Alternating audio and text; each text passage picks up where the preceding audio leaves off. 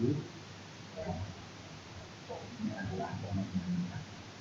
Nah, tujuan belajar termodinamika juga kita mulai fisika dan juga optimalisasi arah reaksi. Karena reaksi spontan, atau reaksi. Kemudian yang kedua juga bisa memproduksi produk kimia dalam reaksi fisika. Yang ketiga, kuantitas produk akan meningkat atau menurun dalam reaksi fisika. Mengingat kembali masalah hukum termodinamika, ada 3 hukum termodinamika. Yang pertama, massa atau energi tidak dapat diciptakan atau tidak dapat dihilangkan. Ini saya bilang kalau menurut saya ini contoh orang atau beliau itu tidak hilang, tapi tidak tangan. Di energi juga sama halnya.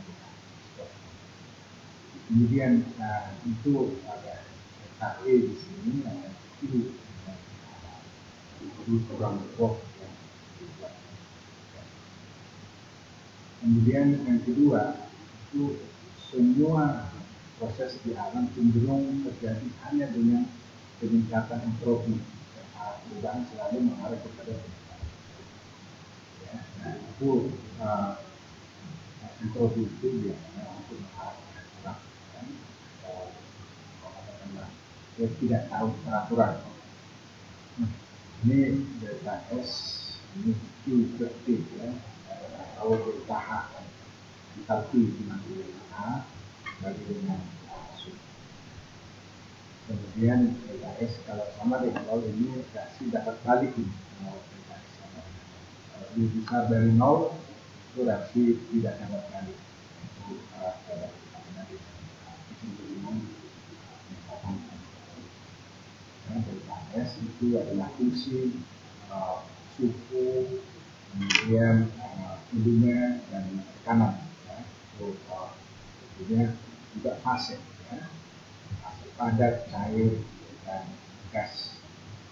Yang ketiga, entropi dari semua materi termasuk tanah, ini kristal murni dapat dianggap 0 pada suhu 0 mutlak. Itemnya, di delta S kristal murni itu sama dengan 0 pada suhu 0 derajat Kelvin.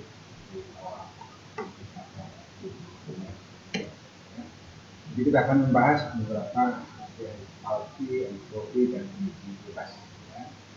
Yang pertama adalah enthalpy, itu delta H panas, hilang atau diserap.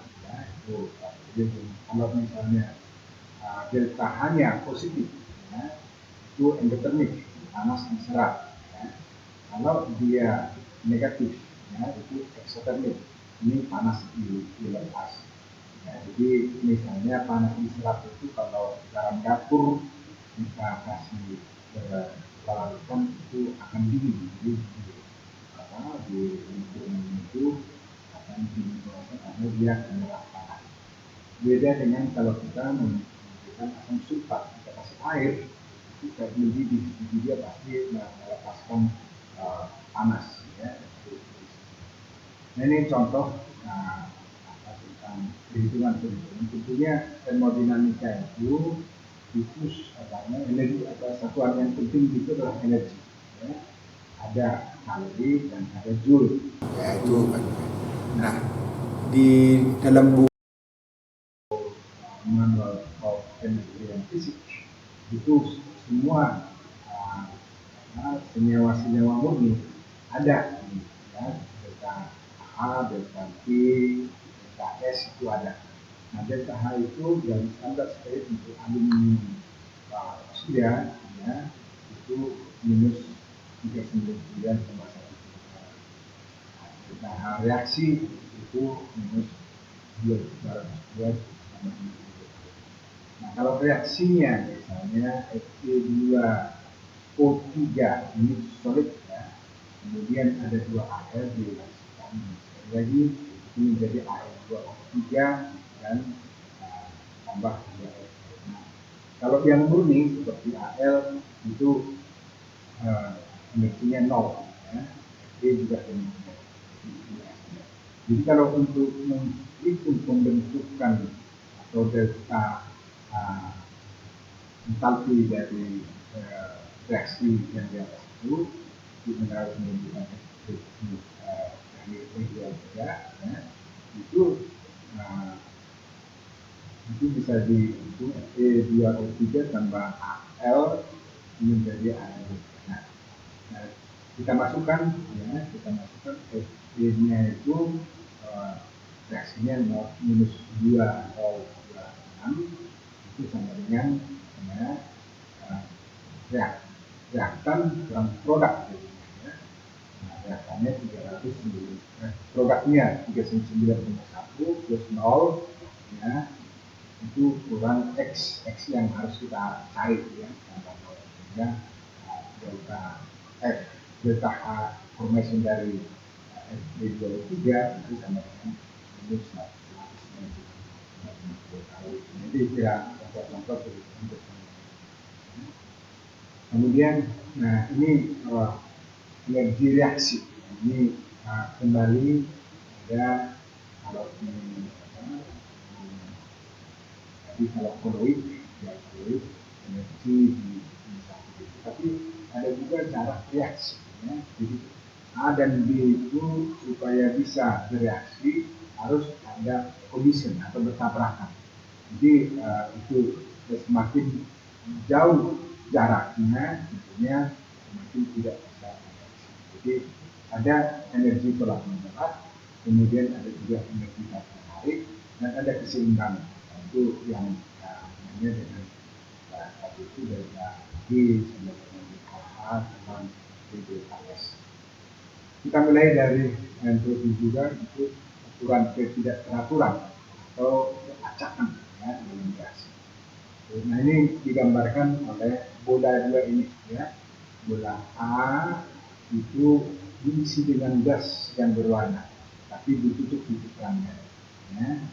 Nah setelah itu dibuka pelan-pelan, ya, itu kalau lihat di itu akan terjadi keseimbangan. Ya. Jadi dia akan saling tolak menolak, ya, sehingga dia entropinya itu akan terjadi keseimbangan dan akhirnya merata di bola A dan bola B. Itu menggambarkan entropinya. Ya.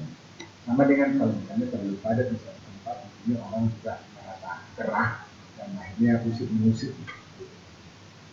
Ya. Nah, entropi dan fase. Ya. Misalnya fase gas itu ketidakteraturannya paling besar. Jadi gas itu karena tidak tergantung pada tempat, tidak tergantung pada apa, itu semua bebas. Ya. Dan kalau cairan itu ketidakteraturannya sedang. Ya. Padat itu karena jadi ketidakteraturannya kecil atau mungkin nol. Ya. Itu yang tiga ini hubungannya dengan entropi. Ya. Jadi ya, biasanya itu yang dihitung ada delta S perbedaan ya, akhir dan awal. Sehingga untuk mengerti ketidakteraturan S itu perlu menjadi tanda, ya, tanda positif atau tanda negatif. Ya. Nah, kalau delta S positif, ya, itu produk lebih tinggi ketidakteraturannya daripada reaktan. Kalau negatif, itu produk lebih rendah ketidakteraturannya daripada reaktan. Nah, ini ada beberapa contoh yang bisa kita lihat, ya. Misalnya air menjadi padat es. Nah, itu gimana? Itu karena produk lebih rendah, itu kan dari cair ke padat, ya, maka ketidakteraturan itu adalah negatif. Ya. Ini fase padat ini. Misalnya di sini juga ada bromin, ya, ada niobium, ya, menjadi gas, ya. Karena produknya lebih tidak teratur, ya, gas itu tandanya plus, ya. Jadi itu mengenai entropi. Kemudian yang ketiga yaitu energi bebas atau Gibbs free energy, ya, atau delta G sini disebut, yaitu ukuran yang mencerminkan entalpi, entropi dan suhu reaksi yang digunakan untuk menentukan arah reaksi. Ya. Jadi ini rumusnya delta G, delta H kurang T, delta S, T itu adalah suhu ya. Tadi energi, kemudian delta H itu entalpi ya. Nah, kalau ini tandanya, tanda ya, berarti kalau delta G negatif, itu spontan, berarti reaksi sering sedikit tekanan ya.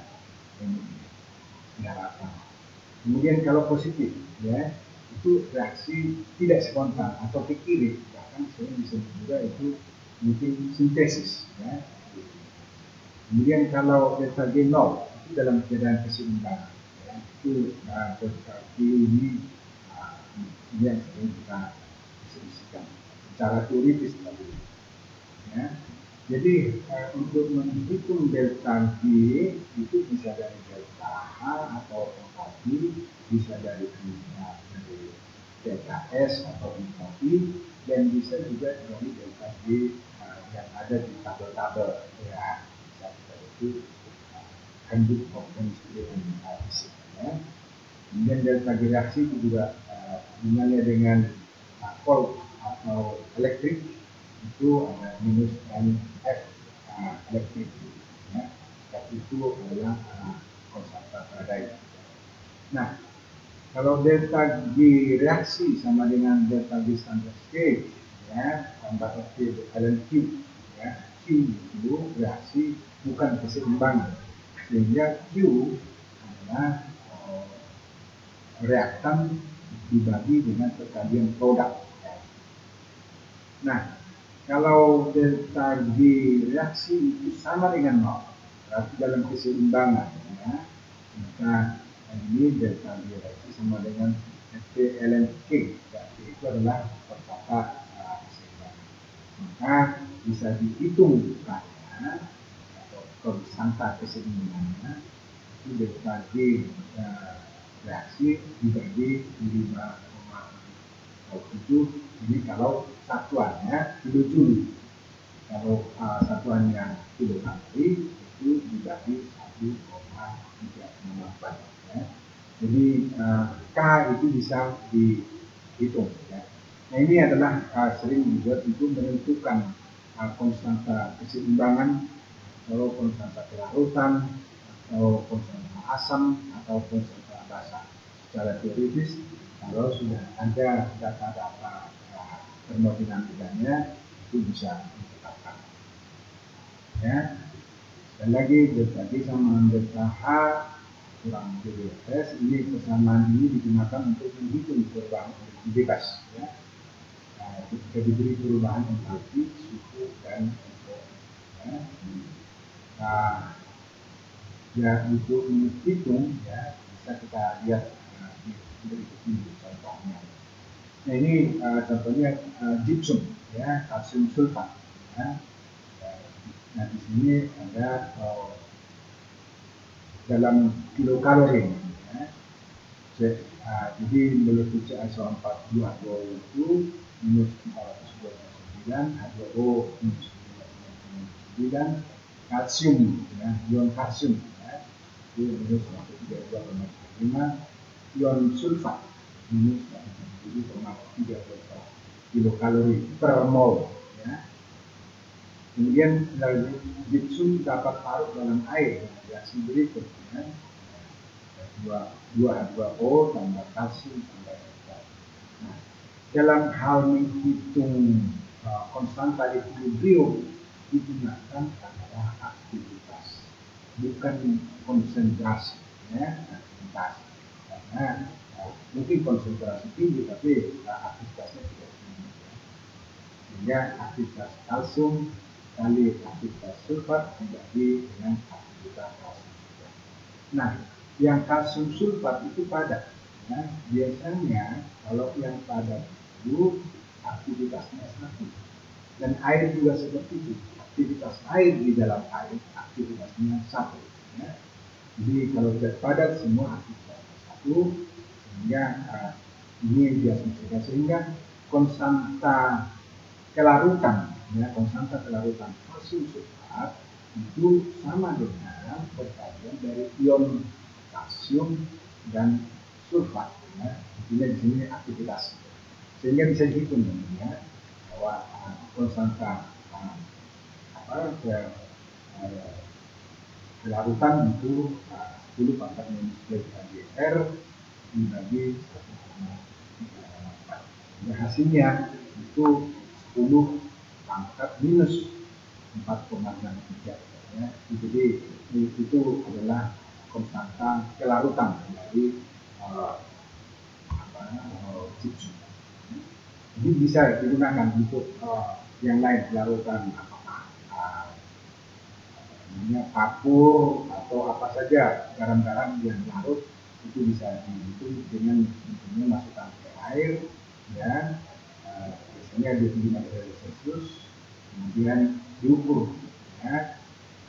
Jadi walaupun jenuh nggak apa-apa, yang diukur adalah di dalam larutan itu untuk menghitung larutan. Jadi dalam reaksi itu tadi kita kembali A plus tambah B minus ya, ini jadi AB itu adalah garam ya. Kalau minus dan plus di sini berarti itu adalah garam yang bersifat ionik ya. Nah, ini bisa dihitung ya dengan persamaan delta reaksi. Nah, itu sama dengan jumlah dari delta H produk kurang delta H reaktan kurang ya D kali delta S produk kurang delta S reaktan. Jadi tergantung nanti di bentuk konsumsi itu apa yang ada, bisa kita mencari delta ya. Nah, perlu diingat ya, bahwa semua reaksi lebih mengarah pada energi rendah atau negatif delta H ya. Disorder tinggi atau kehancuran ya, itu delta S biasanya. Jadi arah reaksi delta G itu tergantung pada dua faktor di atas termasuk suhu ya. Nah, ada beberapa skenario ya. Yang pertama, reaksi menghasilkan energi rendah ya, delta H minus, disorder tinggi ya, berarti plus ya, delta S plus. Itu akan selalu spontan ke kanan ya, karena mendapatkan semua yang diinginkan. Jadi delta G akan menjadi negatif. Itu skenario pertama ya. Jadi di sini delta G tambah ini kan jadi minus delta H minus T, jadi minus berarti semuanya akan minus itu spontan ya. Kemudian yang kedua, reaksi menghasilkan energi tinggi ya, berarti delta H adalah positif. Nah, kemudian yang disorder atau delta S itu negatif ya. Nah, reaksi akan selalu tidak spontan ya, karena tidak dapat apapun yang diinginkan. Itu jadinya delta G itu positif ya, di arahnya ke kiri. Nah, ini positif delta H minus delta S berarti minus, nah ke minus dan positif. Jadi hasilnya ini akan delta G non spontan. Nah, kemudian yang ketiga ya, itu reaksi menghasilkan energi rendah ya, delta H dan disorder rendah ya. Yang satu baik, yang satu buruk. Jadi suhu akan menjadi penentu ya. Suhu penentu agar reaksi terjadi. Misalnya suhunya rendah ya, suhu rendah, delta G itu tadi minus yang di atas, kemudian delta S juga minus ya. Nah, itu kalau sama delta H dan delta S, berarti yang menentukan adalah T ya, suhu itu menjadi minus kalau T rendah ya. Kemudian kalau yang keempat itu menghasilkan yang tinggi untuk delta H sama disordernya delta entropinya juga dari positif. Ini tentunya tinggi menjadi agar reaksi ini tinggi, ini tergantung pada suhu juga ya. Jadi plus ya, delta H plus, delta S plus ya.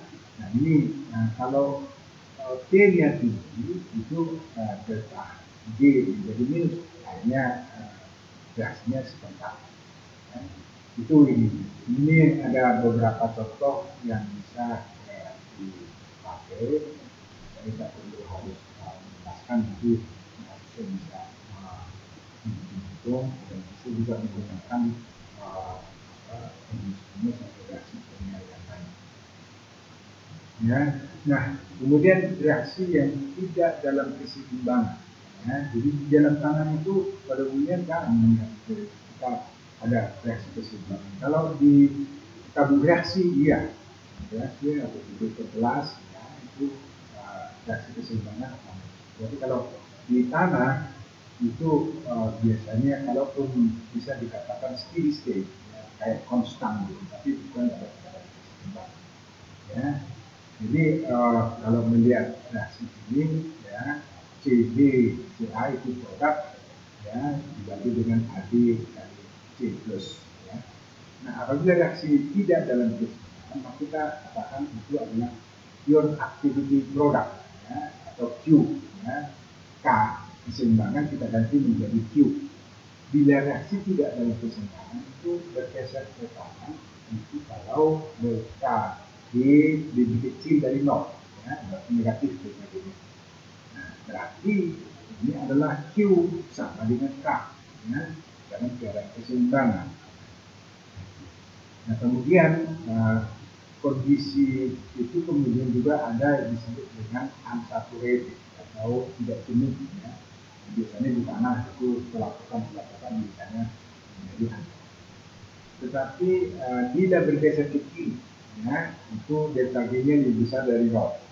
Berarti Q dibagi K, ya, itu lebih besar dari 1. Ya.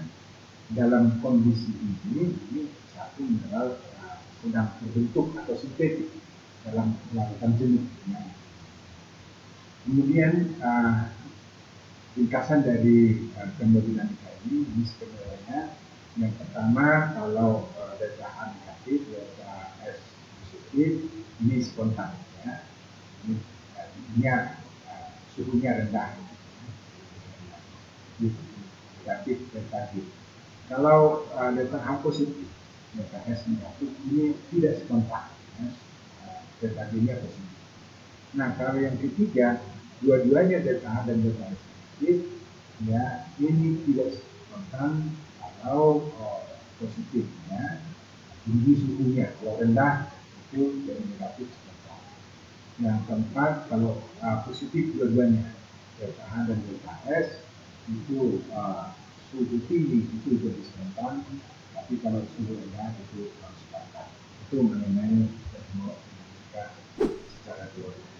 Terima kasih atas perhatiannya.